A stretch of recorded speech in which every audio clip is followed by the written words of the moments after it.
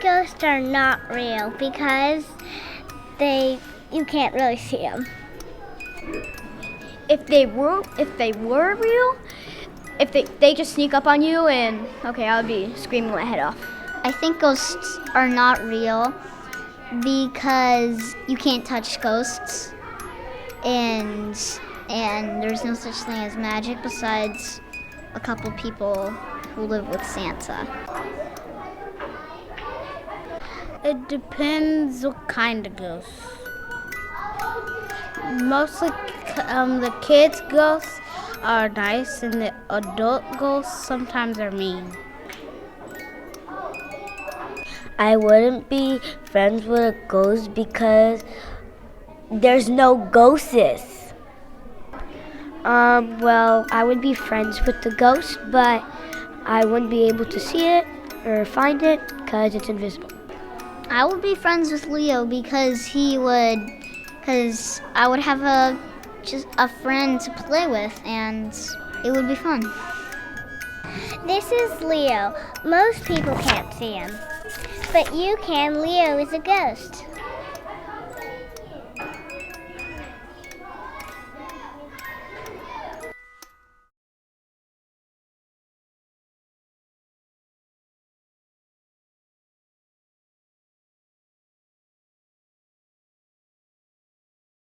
Uno, dos, tres, cuatro.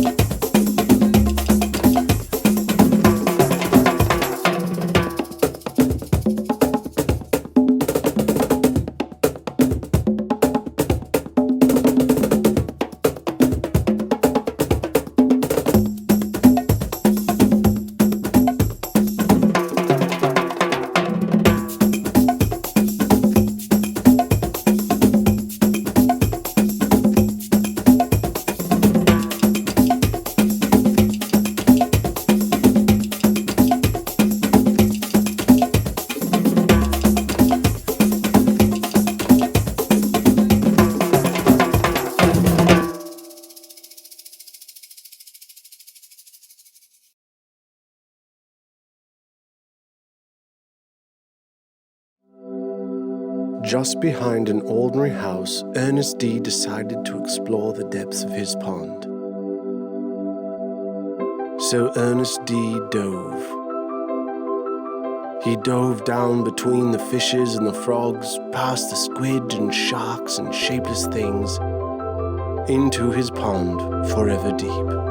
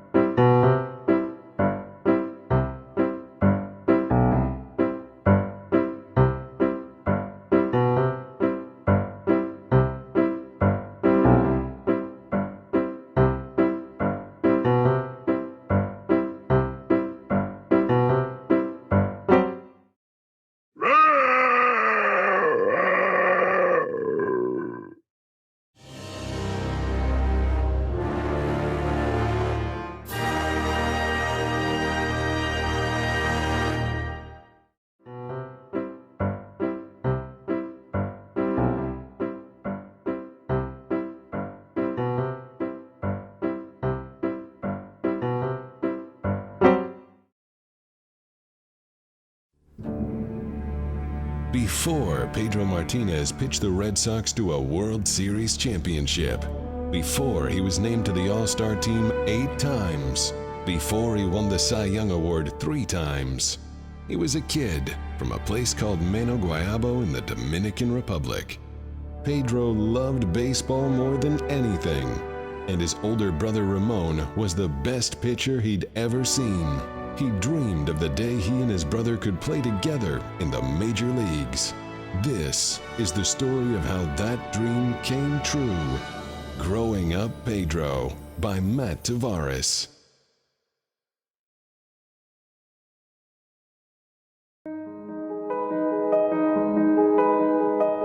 My name is Lindsay Maddock, and I'm the author of a new children's picture book, illustrated by Sophie Blackall, called Finding Winnie.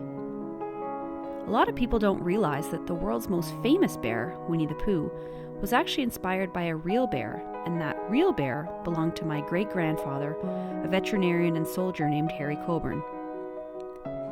On his way to war in 1914, Harry bought a bear cub from a trapper for $20 and named her Winnie after Winnipeg. He took Winnie across the Atlantic to the army camps, and when he had to go to the front lines, he brought Winnie to the London Zoo. And it was there that she met a couple of now very famous visitors, the author A.A. Milne and his son, Christopher Robin. This story has inspired me ever since I was a kid, and sharing it as a picture book has really been a dream come true. While Winnie is a very famous bear, when I wrote it, I wanted people to love this story, even if they didn't know the history.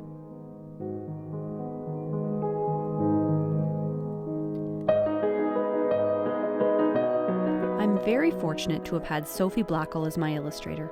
Sophie has brought Finding Winnie to life in a way that is both warm and imaginative, but also historically accurate. I often say to my son that some of the best stories are true stories, and I think that's what kids will really love about this story, is that it is a true story, and a pretty incredible one at that. Ultimately, it's a story about adventure, and about realizing that often to let one story begin, we must let another one end. I wrote Finding Winnie for my son Cole, whom I named after Harry Coburn. I wanted to remind him that you can never truly know the impact that one small, loving gesture can have in this world. After the story is complete and the cover is closed, this is the lesson that I hope children and their parents reading the story will take from Finding Winnie. This is the part that I hope will inspire people, as much as it's inspired me.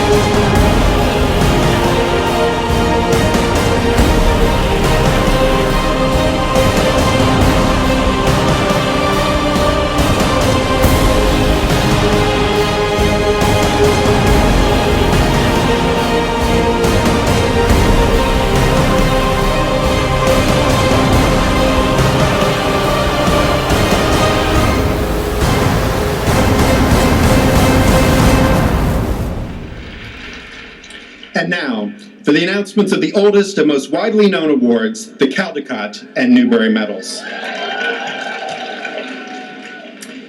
You know how on many award shows you'll see a award recipient come up and say, I've been practicing this announcement and this thank you speech in my mirror for years? I've been practicing saying this in my mirror for years, so here we go.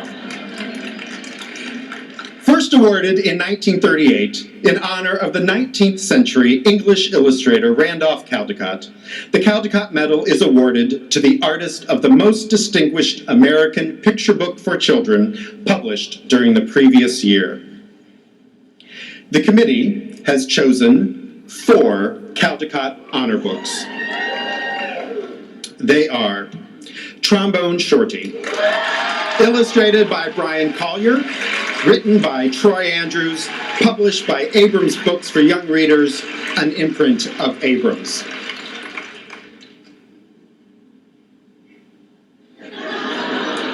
It's hard to wait, isn't it? Yeah. Waiting, illustrated and written by Kevin Henkes, published by Green Willow Books, an imprint of HarperCollins Publishers. Voice of Freedom.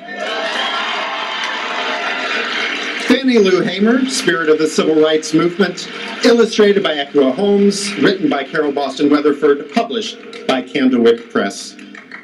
And Last Stop on Market Street, illustrated by Christian Robinson, written by Matt de la Pena, published by G.P. Putnam Sons, an imprint of Penguin Group.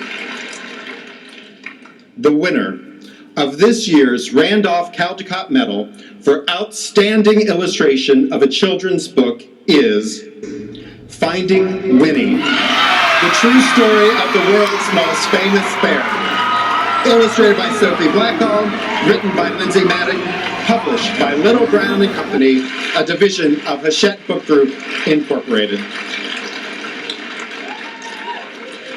Finding Winnie is an incredible account of the friendship and love shared between a soldier and the real bear who inspired Winnie the Pooh. Blackall beautifully interprets this multidimensional family story through her distinctive Chinese ink and watercolor art, capturing intimate and historical details perfect for a child's eye. Will the Randolph Caldecott Medal Chair, Rachel G. Payne, and members of her committee please stand and be recognized.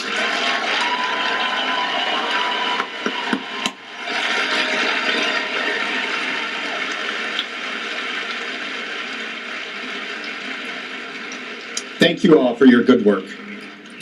And finally, now, the John Newbery Medal. First awarded in 1922 and named after 18th century British bookseller John Newbery, this medal is awarded annually to the author of the most distinguished book for children published during the previous year. 3 honor book titles have been named Newbery Honor Books. They are The War That Saved My Life, written by Kimberly Brubaker Bradley, published by Dial Books for Young Readers, an imprint of Penguin Group, USA, LLC. Roller Girl, written and illustrated by Victoria Jameson, published by Dial Books for Young Readers, an imprint of Penguin Group, USA, LLC. And Echo, written by Pam Munoz-Ryan and published by Scholastic Press, an imprint of Scholastic Incorporated. And now, the winner of this year's John Newbery Medal for the year's most distinguished contribution to American literature for children is Last Stop on Market Street. Written by Matt de la Pena, illustrated by Christian Robinson, and published by G.P. Putnam Sons, an imprint of Penguin Group, USA, LLC.